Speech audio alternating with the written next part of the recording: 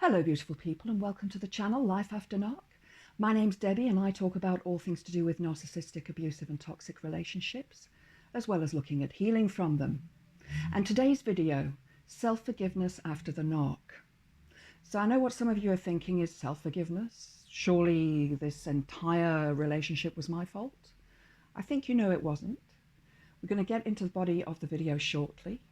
If you do enjoy the video, please click the like button. Please subscribe to the channel and share with your friends, family, anybody who you think may enjoy it. It would really help me if you could do that by taking my channel higher up the feed in YouTube. I also want to remind everybody that this is from my own perspective and my own healing journey from the narcissistic relationship. So it is, from my own personal experience, having had a relationship with a narcissistic male, well, two narcissistic males. So for any men watching, please just turn it the other way around because the traits are very, very similar. In a previous video, I talked about should we forgive the narcissist? And I know that I certainly felt that way. And I'm going to put a link to that video in the description box below as well. But one person we should look at forgiving is ourselves. Because you're probably feeling huge amounts of guilt. And after the narcissist was so nasty and horrible to you, we start to believe what they tell us. We start to believe that we are old, ugly, fat, that we are useless, that we are stupid. All of these nasty things that they told us. We also start to believe that we deserve to be raped, that we deserve to be physically hurt by them. And I can tell you now, none of you deserved any of that. I didn't deserve any of that either. You are a perfect person as you are. And always, always remember that anybody who hurts you in that way is not worth your time and energy, and run, get away from them, because they won't change. So remember, it was not your fault. And this is your journey of self-forgiveness and how you can forgive yourself for what happened, because you will have this huge amount of guilt that you'll be carrying on your shoulders. I feel it. I feel and think I could have done this, I should have done that, if this would have happened, if that would have happened, should have, would have, could have. It's pointless. It's past. It's gone. Yes, you could have reacted differently, but remember, the narcissist wanted to elicit a response from you so that they could receive their narcissistic supply. So, for example, they had an argument with you, they, made fun of you, perhaps they called you a name, and you responded in a way, I said, don't call me that, that's not nice, and you were sort of started an argument back. That is not your fault. That is a natural reaction to somebody calling you a name, and it's called reactive abuse. And I'm going to link a video below called Reactive Abuse that I recorded recently, so you can watch that to find out a little bit more. But why are you feeling this guilt? Well, this is something called the trauma bond. And the trauma bond is created from the beginning of the relationship when the person you are seeing begins by love bombing you.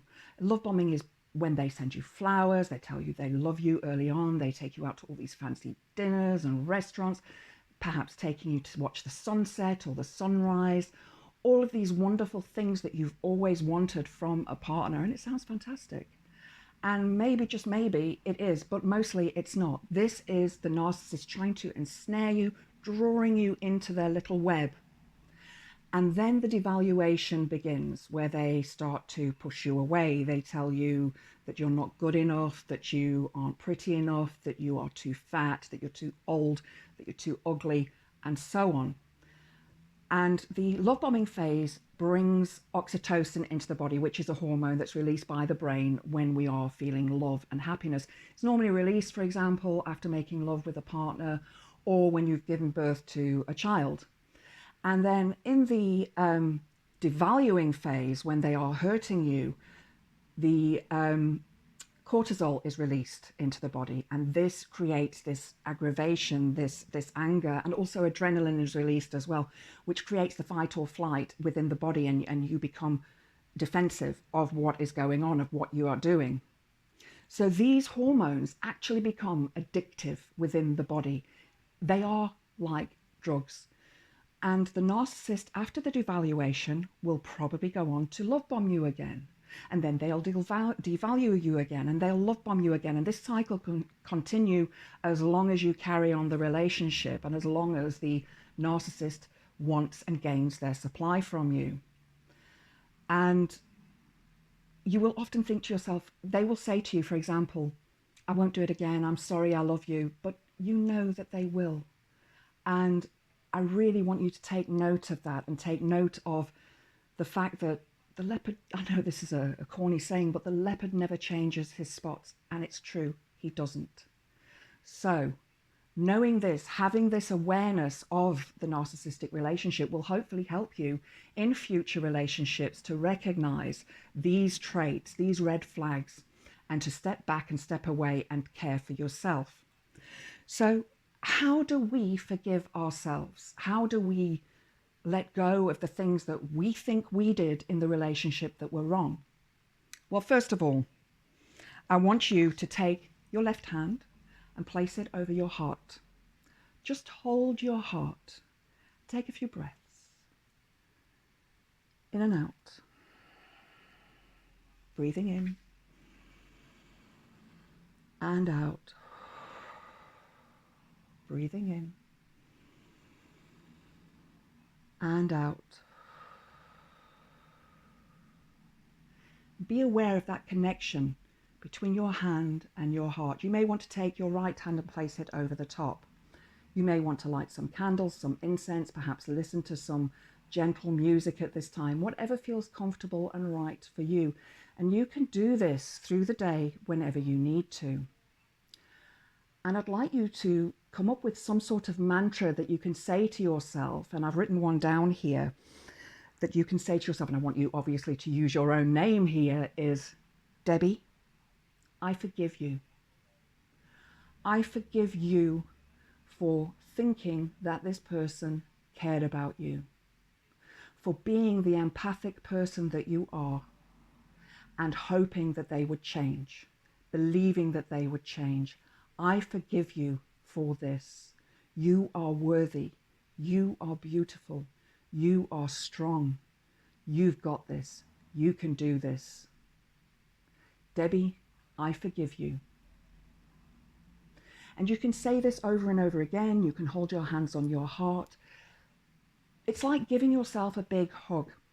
You'll probably, some of you will be lucky that you will have friends and family who will be able to take care of you, give you hugs, give you that moral support. Some of us aren't that lucky and we're on our own. So we need to self-soothe, and holding onto your heart and perhaps rocking gently backwards and forwards, as if we were a baby being held in our mother's arms or in a crib. This is very, very therapeutic and releases oxytocin within our body. So we are starting to love ourselves once again.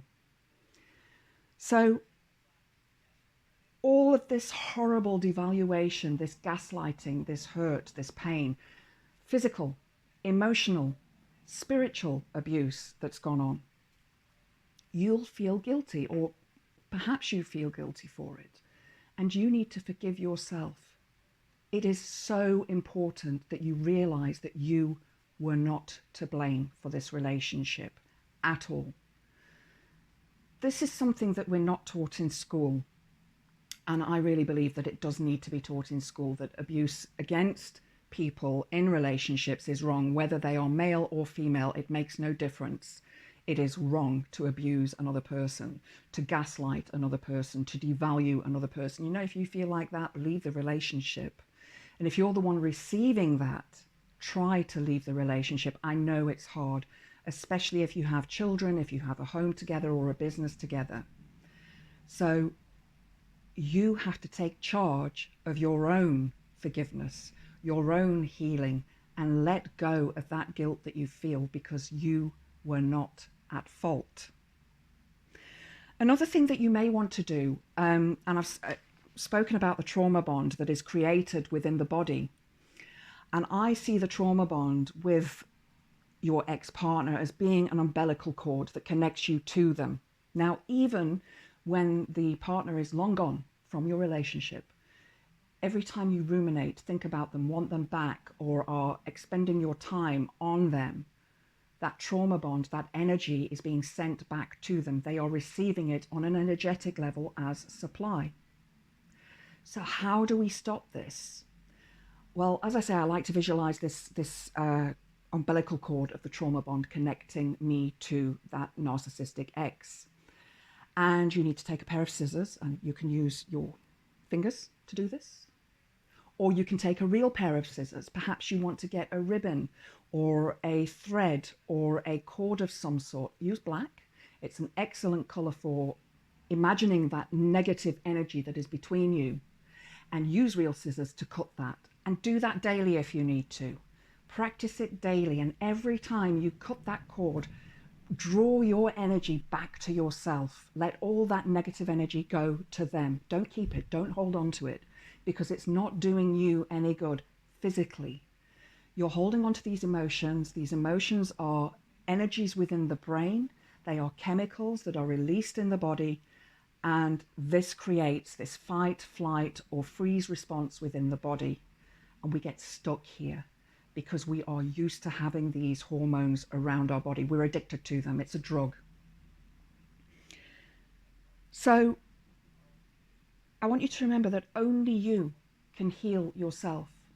Only you. Nobody else can do it. There is no pill that you can take that can fix this. And I know all of us in this world, in this life, in this time, want to be able to take a pill and to take that pain away. But it's a process that we have to work through.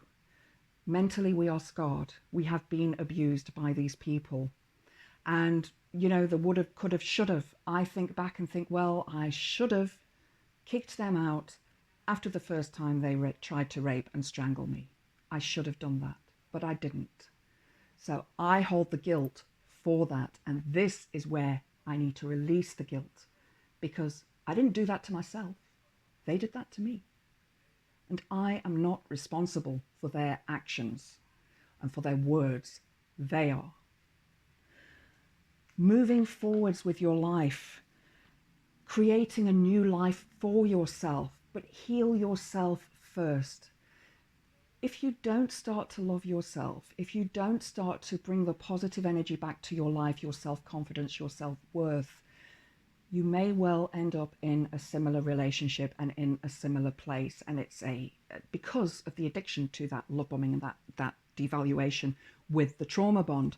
So it is very important that you seek help, perhaps from a support group, a therapist, looking online, watching videos like this, educate yourself, read books, learn what you need to about yourself and your reaction to this horrible, horrible relationship. You can break this bond. I promise you, you can. I'm working on it myself, and it's breaking down every single day. Every single day I'm getting better. Every single day I am loving myself more. Because I want you to remember that if you don't love yourself, how can you love anybody else? So if you've enjoyed the video, please click the like button. Please subscribe to the channel and share with your friends and family. I hope to see you next time. Blessed be.